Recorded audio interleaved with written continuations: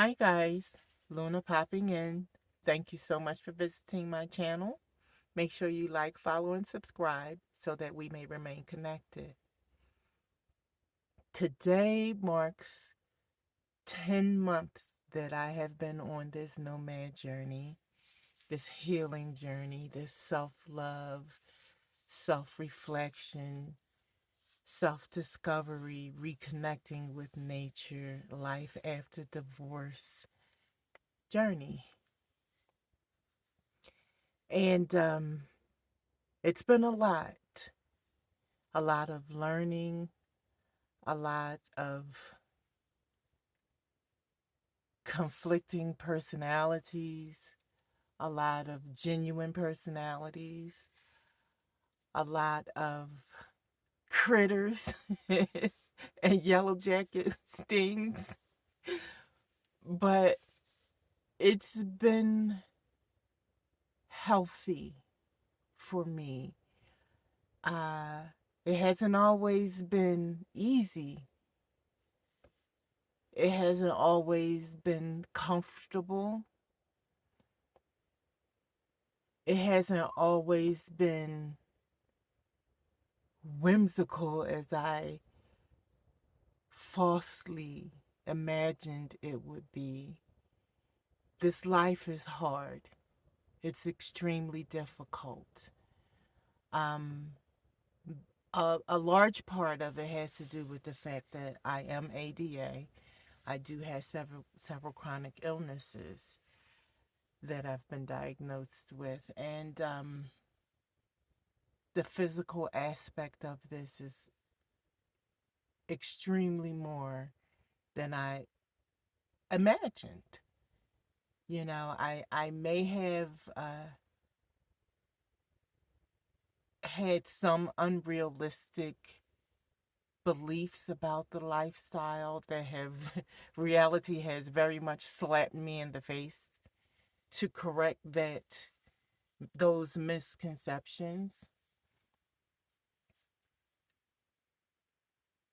I won't say that I've had moments of loneliness, but I won't say that I have not had moments of loneliness.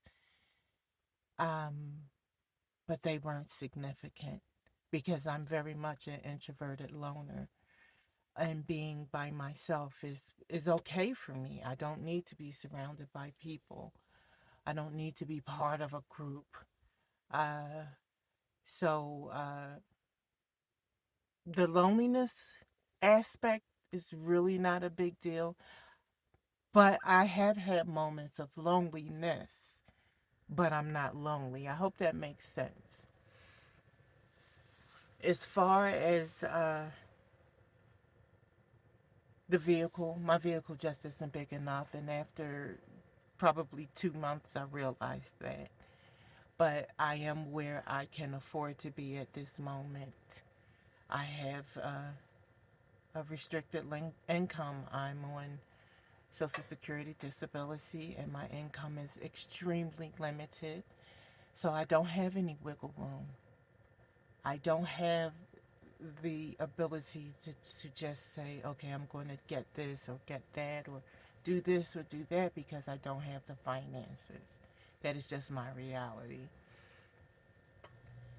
But as far as my heart and healing and overcoming and dealing with divorce and separation of your the ending of your relationship, I've learned a lot about myself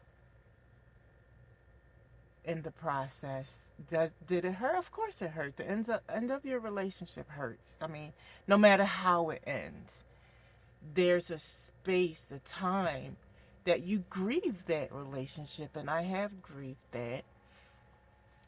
But I also recognize that I expected something from someone that wasn't able to give it to me.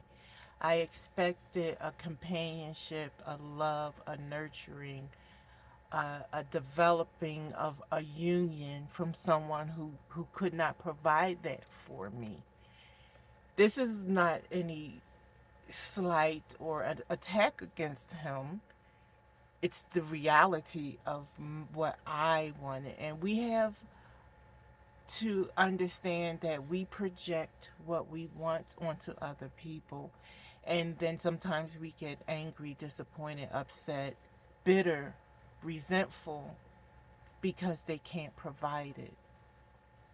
No matter how much you communicate it, if that's not in their DNA to do that, or in their DNA to desire to do that, what do? You can't force it. And there's been many things in our relationship that he simply just couldn't provide. And safety and security and loyalty is a are huge factors for me. They are musts, and he couldn't provide those. And by loyalty, I do not mean extramarital affairs. I do not mean cheating, because I don't ever believe that he cheated. Um, but I require mental encouragement and uh, challenge. I like intellectual stimulation. I need it, I require it, and that was absolutely not provided. He could not meet me at my intellect, and that was a huge disappointment. Um, and you may ask, well, why did you get with him in the first place? We were in a long distance relationship, and you don't really get to know anybody long distance. And I relocated from Arizona to South Jersey to begin a relationship. And by then, it was too late because I got sick right away. Within 3 weeks of me being there, I was hospitalized for the first time.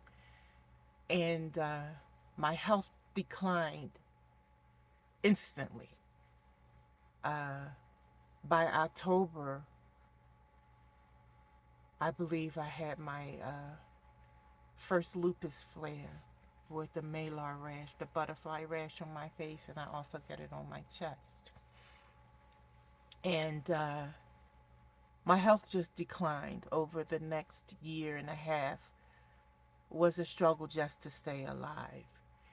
And it put learning about him as a partner on the back burner because I only knew him as a caregiver. And he was a damn good caregiver. I will give him that. He was a good caregiver. And it didn't give me my illnesses didn't give me the time to realize him as a partner because I was trying to stay alive. I really didn't think I was going to make it out of that first year. I was hit with the interstitial lung disease. First, I was diagnosed with Sjogren's, but I had Sjogren's before he and I were connected. I just hadn't been diagnosed. But I was diagnosed when we were together, and that was my first significant autoimmune diagnosis because I always had Raynaud's, where your fingertips, you lose blood circulation in your fingertips, toes, ears, and nose, nipples. And I've read somewhere it's genitalia, but I can't confirm that. So at this moment, but I will go back and verify that. But those are the areas that are affected. So I had been living with an autoimmune disease for years. Uh, but I wasn't officially diagnosed with a significant one, which was Sjogren's syndrome, until 2016 when we were together. And everything after that just spiraled. I was diagnosed with aspergillosis, interstitial lung disease. Then I was diagnosed with lupus, SLE. And then I was diagnosed with fibromyalgia, all within a 6 month span. So I went down really, really quickly and really hard. And it didn't give us time to develop a real relationship in the sense. And he just instantly became a caregiver. And it wasn't until I started to come out of that fog of health issues that I saw things that I said, huh, I really don't like this. And I really don't like that. And by then it was too late, in a sense. So that's why I ended up with him as long as I did, because had I been lucid and coherent at the very beginning, I would have thrown in the towel and come back to Arizona without question. I would have just said, no, this isn't working for me. This is not what I expected. This is not what I want. This is not what I like. I'm gone. I will leave in a minute. But I couldn't because of my health issues. And then by the time I was able to physically, in a sense, leave, I didn't have the courage or the belief that I would be able to provide for myself, because my only income was disability, and I was still very much afraid of my body not being cooperative. I was afraid I would have a flare and wouldn't be able to care for myself. Uh, Having chronic illnesses is really an attack on your mind as well, your mental health, because you fear your body. You fear that your body is just going to stop at any given moment. It's something that you have to address and overcome, because fear is a killer. But fear is real, and I recognize that I was operating in fear. I no longer operate in that fear. So when I left,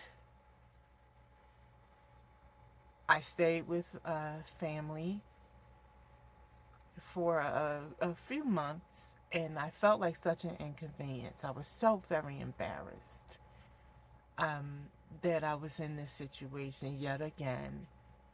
And my pride made me move a little bit too quickly and end up in this van, which I can barely afford. It's taking most of my disability income. Between that and the insurance, I have about $300 to live off of for the month, and it doesn't work. It doesn't last. Um, because I have gas, I have a pet. I have two pets. One is being watched temporarily, who I hope to get back soon. I have pets. I have to feed them. I have to feed myself. I have to feed the car with gas. I have to feed my generator with gas. Uh, there's so much that I've had to learn. And there's so many mistakes that I made along the way because I didn't have the right equipment, But these past 10 months, I have learned so much. And I know now how I would proceed once I am financially able to proceed. I think the hardest part for me, in all honesty, is this cramped vehicle. I love it out here in nature. I think it's absolutely beautiful, amazing, peaceful. It's what I've needed to be successful to this point, because it has allowed me to focus on my mentality a lot, my expectations, my desires. I don't play the victim anymore. And I was very guilty of that. And I didn't see that until it was pointed out to me. And it was pointed out to me in a kind, loving, but forward way. And I received it. A lot of us don't receive that we're playing victim. And once it was pointed out to me, I took my responsibility for it. And I did what I thought was best at the time. I've made a lot of mistakes. I own that. I've made a lot of mistakes, but now I'm trying to be and do better. And this lifestyle has given me the ability to hold the mirror up to my face and reflect on the choices that I've made. You know, I could play the blame game and blame him for everything, and but I chose him.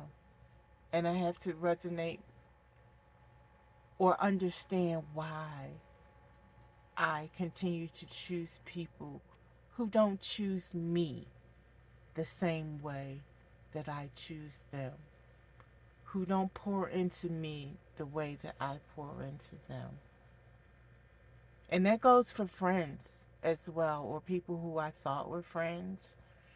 I've lost several along the way, or I don't know if lost, I've separated from a lot of people whose energy just didn't match mine. And I don't regret it. It hurts a little bit because once you explain yourself to them and express what it is about them that bothers you, hurts you, or you dislike, you want them to apologize. You want them to acknowledge it. But most times they just ghost you, for lack of a better word. And that's okay.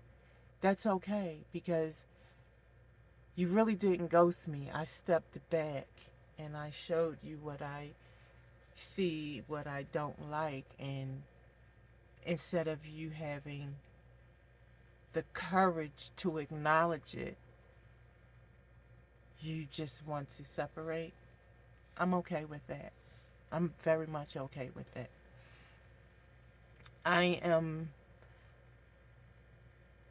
interested in people who are interested in me, not who just take.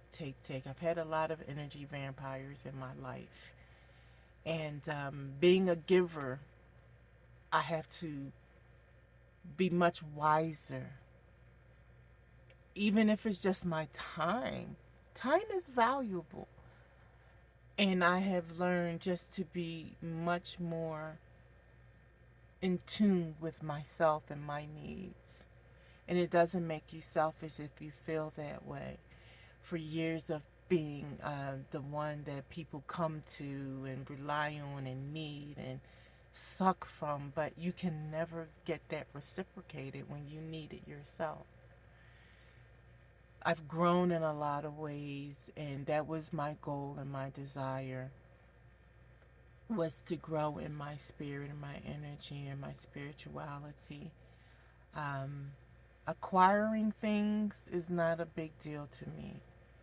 Flashy, shiny things don't appeal to me anymore. But I will not lie, I miss my nails.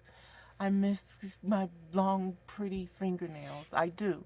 Sometimes, but not all the time. Um, Other than that, I don't miss much else. I don't miss living in a house because of all the responsibilities. Even if I had the opportunity to get a house, I wouldn't get one. I still want my cottage in the woods with a little creek nearby where I can grow my veggies and my fruits and I have all my plants. That's what I want. 10 months as a nomad. There's so much more I can talk about, but the video is getting long, so I'm going to stop here and I'll just make another one. Peace, love, and blessings. Luna out.